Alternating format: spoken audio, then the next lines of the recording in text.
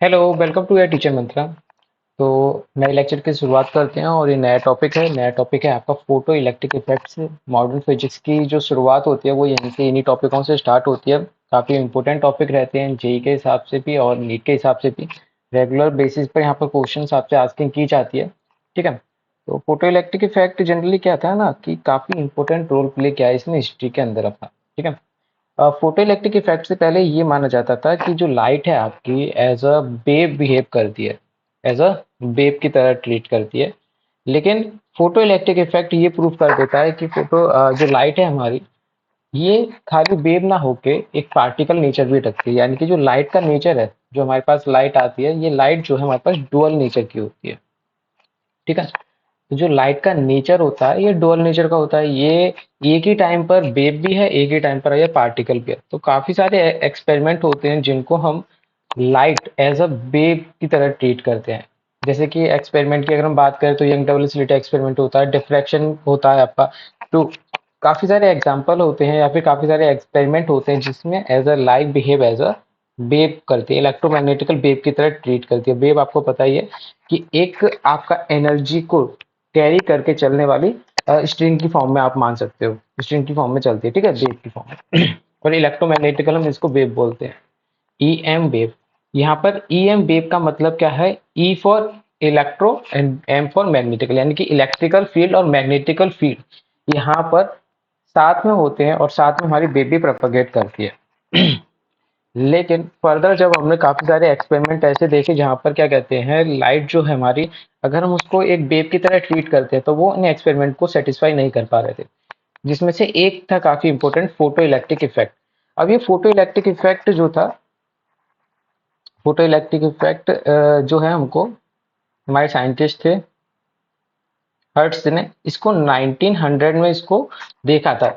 इन्होंने क्या ऑब्जर्वेशन की थी कि इन्होंने एक मेटेलिक शीट ली थी, मेटेलिक शीट पे देखा था अगर ये लाइट को इंट्रोड्यूस कराते हैं, लाइट को इंट्रोड्यूस कराते हैं तो ये एक सर्किट के अंदर था। तो सर्किट के अंदर क्या था कि एक स्पार्कल क्रिएट हो रहा था, यानी कि यहाँ पर बिजली दिख रही थी इनको, स्पार्क क्रिएट हो रहा था। तो फोटो इलेक्ट्रिक इफेक्ट यही था कि जब कोई इंसिडेंट रेडिएशन जो है आपके मेटल पे पड़ती है तो जो इलेक्ट्रॉन अमीशन होते हैं, इलेक्ट्रॉन इमिटेड होते हैं, उनको फोटो इलेक्ट्रॉन बोला जाता है। एंड ये एक्सपेरिमेंट को हम देखते हैं कि किस तरीके से वर्क करता है पूरा भी डिटेल में। ठीक है। तो फोटो इलेक्ट्रिक इफेक्ट हुआ, ब्लैक बॉडी रेडिएशन हुआ, ये आपके एक्सपेरिमेंट है जिसमें कि आपका जो लाइट है कैसे काम करती है, as a particle nature behave करती है। जैसे पार्टिकल नेचर से पहले क्या था कि क्वांटम थे, प्लांक्स क्वांटम ने थ्योरी दी थी, थ्योरी ऑफ लाइट थी जिसको नाम दिया था इन्होंने। इन्होंने बोला था कि जो लाइट है हमारी, light in the form of bundles है, स्मॉल स्मॉल पैकेट होते हैं ना बंडल के। तो जैसे कि स्मॉल पैकेट्स ऑफ बंडल्स होते हैं जिसमें हमारा एनर्जी स्टोर्ड होके आती है।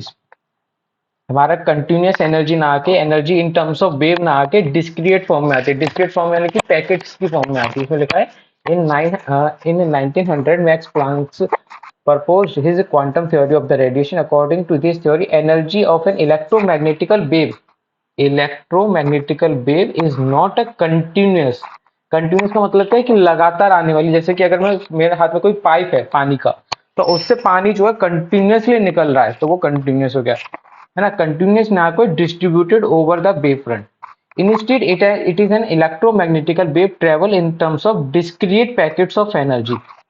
उन्होंने बोला कि एनर्जी जो है कंटिन्यूअस ना होके वो क्या है, डिस्क्रिएट फॉर्म की फॉर्म में, यानी कि वो लगातार इस तरीके से ना होके, वो किस तरीके से, पैकेट्स की फॉर्म में, पैकेट्स, एनर्जी पैकेट्स की फॉर्म में, जिसको उन्होंने क्या बोला, बंडल्स बोला। ठीक है, बंडल्स ऑफ एनर्जी, जिसको उन्होंने क्वांटा नाम दिया।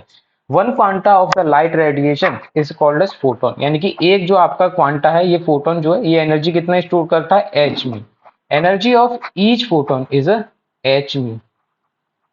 तो ये प्लैंक्स की थ्योरी थी जहां से हमारा क्वांटम मैकेनिक्स स्टार्ट हुआ। उन्होंने बोला कि लाइट जो है वो कंटिन्यूअस वेव फॉर्म ना होके एक डिस्क्रिएट वेव पैकेट्स की फॉर्म में हमको मिलती है। किस फॉर्म में मिलती है? डिस्क्रिएट वेव पैकेट की फॉर्म में। और हर एक पैकेट की जो एनर्जी होती है वो एच में होती है। यहाँ पर बेटा जो एच था, ये क्या था आपका, प्लैंक्स कांस्टेंट था।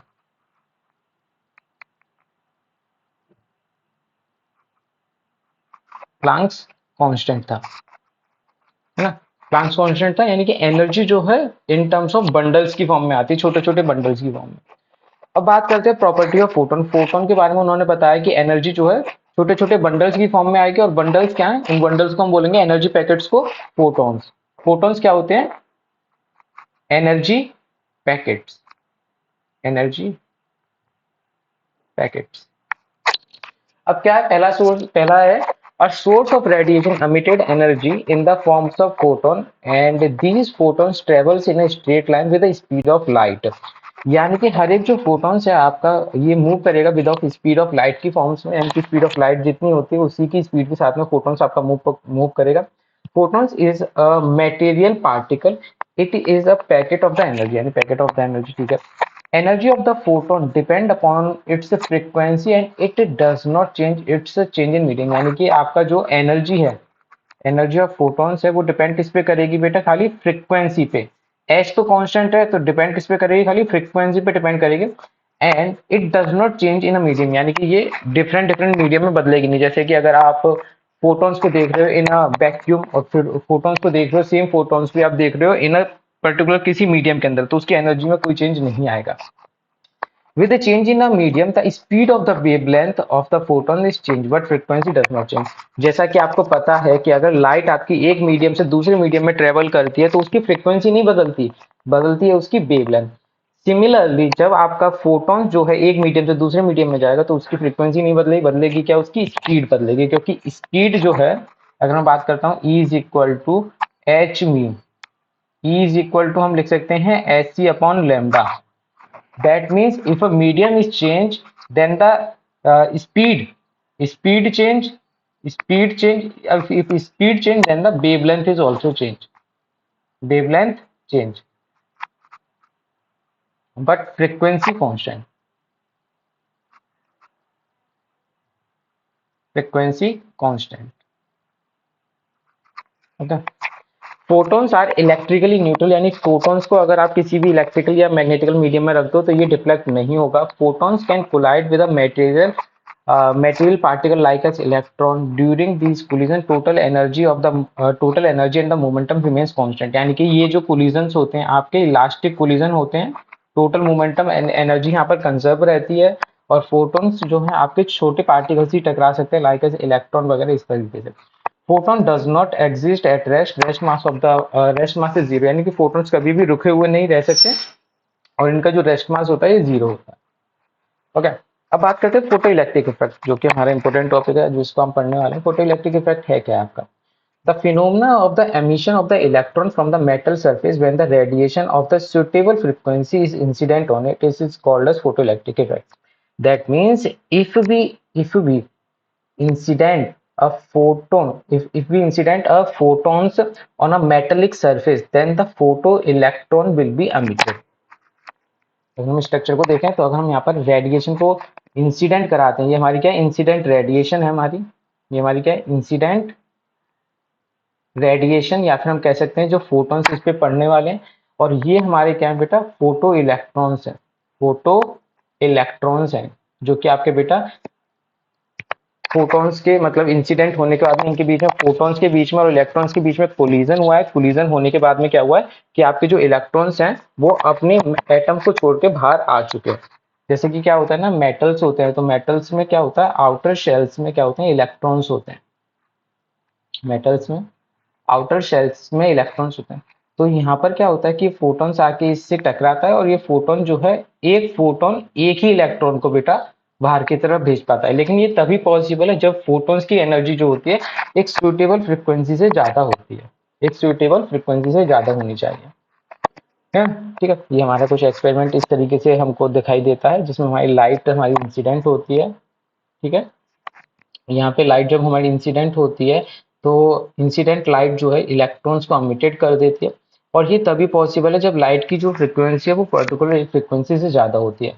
ये हमारा क्या होता है, एनोड होता है, और ये हमारा कैथोड की तरफ हमारे इलेक्ट्रॉन मूव करना स्टार्ट कर देते हैं। अब क्या था कि मेन प्रॉब्लम ये थी कि अगर हमारा जो फोटो इलेक्ट्रिक इफेक्ट है, इसको अगर हम क्वांटम थ्योरी बोलते हैं, या फिर हम कहते हैं कि light behave as a particle, तो इसके पीछे रीजन क्या था कि ये वेव नेचर को किस तरीके से शो नहीं करती है। तो कुछ रीजन थे। पहला रीजन तो ये था कि जो आपकी लाइट है, अगर मैं आपसे कहता हूँ कि आपके पास जो लाइट है वो काफी मैं ज्यादा अमाउंट में दे दूं, तो हर एक लाइट यानी कि जितने ज्यादा अमाउंट में देता हूँ उतने ज्यादा फोटॉन्स एमिटेड होने चाहिए। लेकिन यहाँ पर फोटो इलेक्ट्रिक इफेक्ट में ये था कि जब तक आप अपनी लाइट को एक पर्टिकुलर फ्रीक्वेंसी से ज्यादा नहीं रखोगे तब तक फोटो इलेक्ट्रिक इफेक्ट पॉसिबल नहीं है। जैसे कि हमने बोला कि अगर हमारी जो लाइट के लिए एक फ्रीक्वेंसी चाहिए, हमारे पास वी नॉट चाहिए। अगर हम फ्रीक्वेंसी म्यू को अप्लाई करते हैं जो कि आपका लेस देन म्यू नॉट है, तो हम चाहे यहाँ पर कितनी ही लाइट को इंटेंसिटी को यानी कि इनफाइनाइट लाइट इंटेंसिटी को क्यों ना उसको इम्पार्ट करा दें मेटल पे, लेकिन यहाँ पर फोटो इलेक्ट्रिक इफेक्ट पॉसिबल नहीं होगा। जब तक हम एक पर्टिकुलर फ्रीक्वेंसी यानी कि ये थ्रेशोल्ड फ्रीक्वेंसी थी जिसको हम पढ़ेंगे आगे, जब तक इससे ज्यादा हम लाइट को, जिससे ज्यादा की एनर्जी को हम इंसिडेंट नहीं कराएंगे तब तक फोटो इलेक्ट्रिक इफेक्ट पॉसिबल नहीं है। According to the wave theory, greater the intensity यानी कि अगर हम इंटेंसिटी को बढ़ाते रहे of the radiation, greater should be the energy of absorb, यानी कि अगर हम एनर्जी को बढ़ाते हैं यानी कि हम नंबर ऑफ इंटेंसिटी को बढ़ा दिया तो एनर्जी बढ़ जानी चाहिए। अगर एनर्जी बढ़ गई है तो इसमें क्या होता है, energy absorbed by the each electron. However, as the experiment fact, the maximum kinetic energy of the ejected photoelectron is independent of I. That means यानी कि अगर हम इंटेंसिटी को बढ़ाते हैं तो जो आपका इलेक्ट्रॉन निकलने वाला है उसकी काइनेटिक एनर्जी पर इस इंटेंसिटी का कोई रोल नहीं होता, जो कि वेव थ्योरी को इनकरेक्ट करता है। सेकंड है, according to the wave theory sufficient intense beam of the radiation should be able to impact enough energy of the electron will be ejected. इसमें लिखा ना sufficient intense of beam of radiation, यानी कि आप जो intensity imparted कर रहे हो यानी कि जो इंटेंसिटी आप फॉल करा रहे हो मेटल के ऊपर उसकी फ्रीक्वेंसी को ज्यादा होना ही चाहिए, उसकी एनर्जी को ज्यादा ही होना चाहिए एक पर्टिकुलर एनर्जी लेवल से, तभी फोटो इलेक्ट्रिक इफेक्ट पॉसिबल है, अदरवाइज वो पॉसिबल नहीं होगा। चाहे आप कितनी भी एनर्जी यानी कितनी भी लाइट उस पर इंसिडेंट क्यों ना करा दो, अगर वो लाइट की एनर्जी जो है पर्टिकुलर एक एनर्जी लेवल से कम है तो फोटो इलेक्ट्रिक इफेक्ट कभी पॉसिबल नहीं होगा। अगला क्या है, according to the wave theory, जो कि काफी इंपॉर्टेंट था यहाँ पर।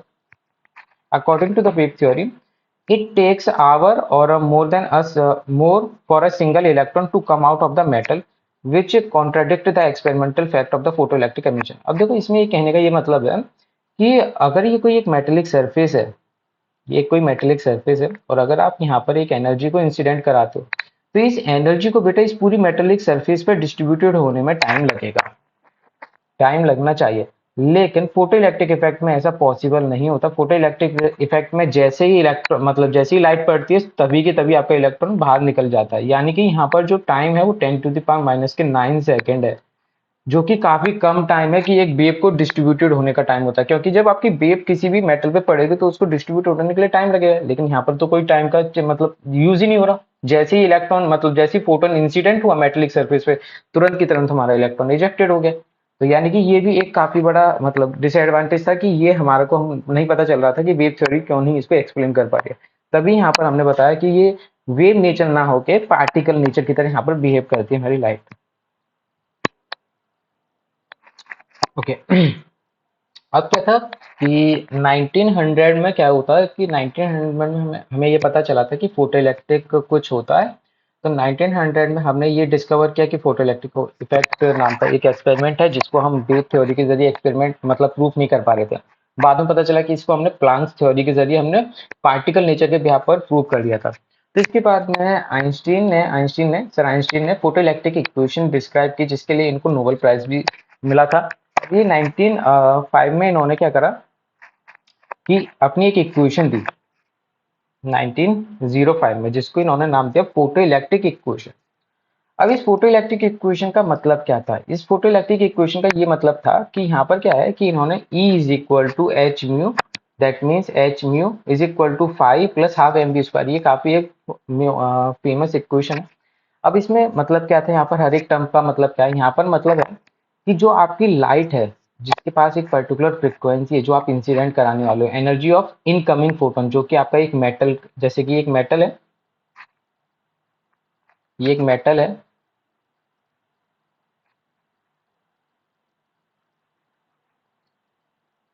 ना, इस पे आप कोई लाइट को इंसिडेंट कराने वाले हो।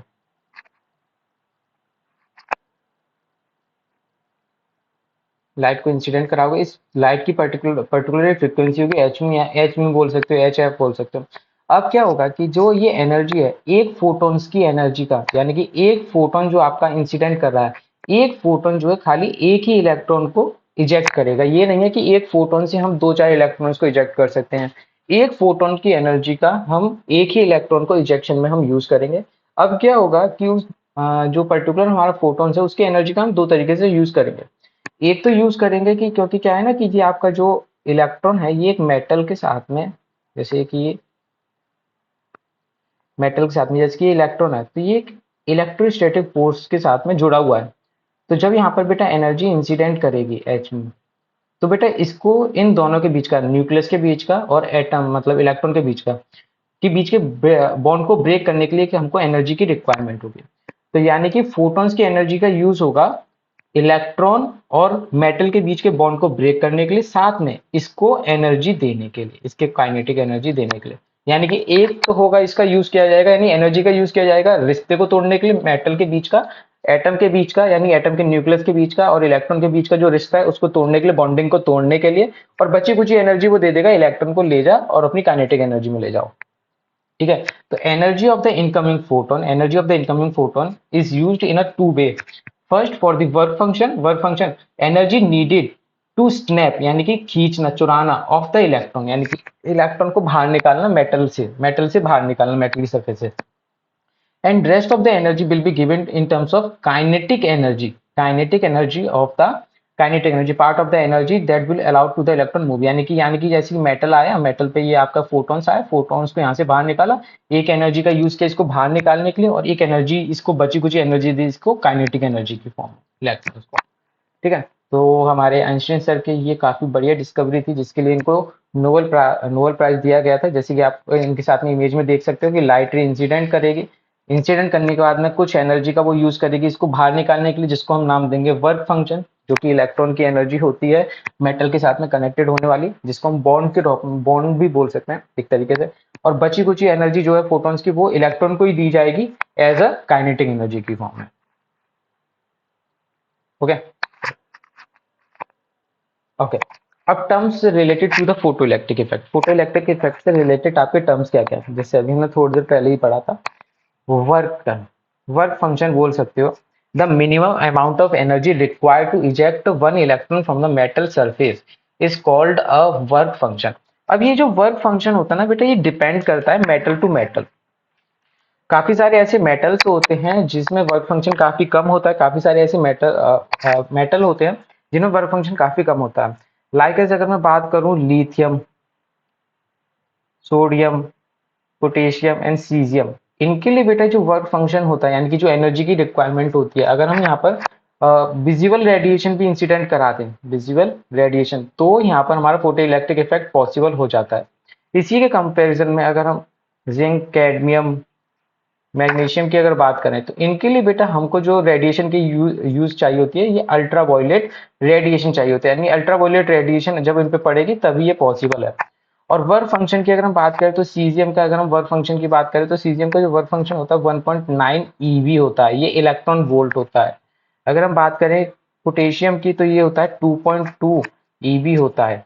बात करें हम अगर Na की, सोडियम की, तो ये होता है 2.3 होता है। यानी कि डिफरेंट डिफरेंट मेटल्स का वर्क फंक्शन अलग अलग होता है, क्योंकि आपको पता है कि जितना बड़ा एटम होगा, जितना बड़ा हमारा जो मेटल होगा, जितना बड़ा उसका मतलब एटॉमिक नंबर होगा, उसका जो वर्क फंक्शन होगा उतना ही कम होगा। ठीक है। क्योंकि इलेक्ट्रॉन्स के बीच में और न्यूक्लियस के बीच में जितना ज्यादा आप सेपरेशन क्रिएट कर दोगे, जितना ज्यादा ये आउटर मोस्ट शेल में लाई करेगा, उतना ही जो बॉन्डिंग है बेटा इनके बीच की वो कम होगी काफी। ओके।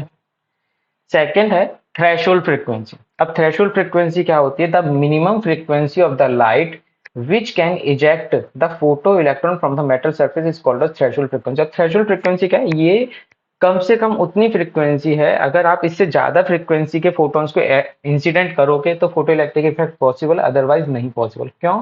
अगर लेट सपोज आपसे मैं कहता हूं कि आपका जो न्यूक्लियस है और जो इलेक्ट्रॉन है बेटा, इन दोनों के बीच में एक फोर्स ऑफ अट्रैक्शन है। अगर ये फोर्स ऑफ अट्रैक्शन मैंने बोला कि 2 इलेक्ट्रॉन वोल्ट है, और अगर मैं यहाँ पर बेटा फोटोन इंसिडेंट करा दूं 1.9 इलेक्ट्रॉन वोल्ट का भी, अगर 1.9 इलेक्ट्रॉन का भी अप्लाई करता हूं, तो यहाँ पर बेटा इसकी एनर्जी कम है और इसकी एनर्जी ज्यादा है, तो फोटो इलेक्ट्रिक इफेक्ट कभी पॉसिबल ही नहीं होगा, है ना। तो यहाँ पर थ्रेशोल्ड फ्रीक्वेंसी एक तरीके से एनर्जी को ही डिफाइन करती है। तो यानी कि अगर मेरे पास इतना कम से कम एनर्जी हो या फिर फ्रीक्वेंसी हो जो कि बेटा इन दोनों के बीच के बॉन्ड को ब्रेक कर दे, तभी मेरा फोटो इलेक्ट्रिक इफेक्ट पॉसिबल है, अदरवाइज पॉसिबल नहीं है। तो मेरे को कम से कम 2 इलेक्ट्रॉन वोल्ट की एनर्जी चाहिए for the photo electric effect for this example, ठीक है। तो थ्रेशोल्ड फ्रीक्वेंसी क्या है, वो मिनिमम से मिनिमम फ्रीक्वेंसी जिससे नीचे, अगर आप उससे नीचे की कोई फ्रीक्वेंसी अप्लाई करते हो तो फोटो इलेक्ट्रिक इफेक्ट कभी पॉसिबल नहीं होगा, उससे ज्यादा की ही आपको अप्लाई करनी है।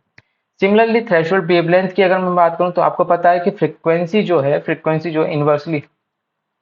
Is inversely proportional to wavelength. तो अगर मेरी फ्रीक्वेंसी सबसे कम से कम है, क्या क्या है, द मिनिमम फ्रीक्वेंसी, तो मिनिमम फ्रीक्वेंसी का मतलब क्या है, मैक्सिमम वेवलेंथ, यानी कि इससे नीचे की किसी फ्रीक्वेंसी के लिए काम नहीं होगा और इससे ऊपर की वेवलेंथ के लिए कोई काम नहीं होगा।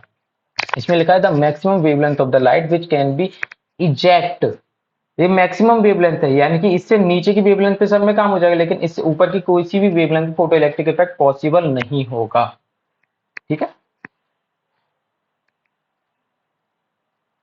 जैसे कि आपकी ये स्ट्रक्चर है, यहाँ पर आपका फोटो इलेक्ट्रॉन है,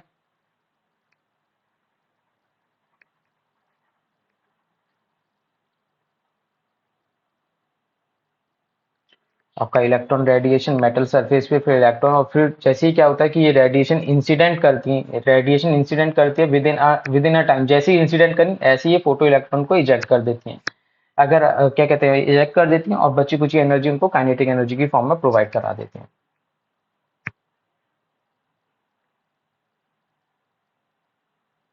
okay, laws of photo electric effect. अब ये काफी सारे लॉज थे जो कि आपको बताते हैं कि क्या क्या कंडीशन होनी चाहिए, किस तरीके से आपका फोटो इलेक्ट्रिक इफेक्ट काम करता है। वैसे तो हम इनको पढ़ चुके हैं, बस थोड़ा सा जल्दी क्विकली इनको रिवाइज कर लेते हैं। ओके, फर्स्ट लॉ क्या कहता है आपसे, फर्स्ट लॉ कहता है for a given material and a given frequency of the incident radiation, the photoelectric current and the number of photons ejected per second is directly proportional to the incident intensity of the incident light. यानी कि अगर हमारी जो frequency है बेटा वो एक particular frequency से ज्यादा है, हमारी थ्रेशोल्ड फ्रीक्वेंसी से ज्यादा है, तो जितने भी हमारे नंबर ऑफ फोटो इलेक्ट्रॉन्स हैं, number of photo electrons, photo electron बेटा किस पे डिपेंड करेंगे, जितने ज्यादा हमारे फोटो इलेक्ट्रॉन्स हैं वो किस पे डिपेंड करेंगे, डिपेंड ऑन दी इंटेंसिटी।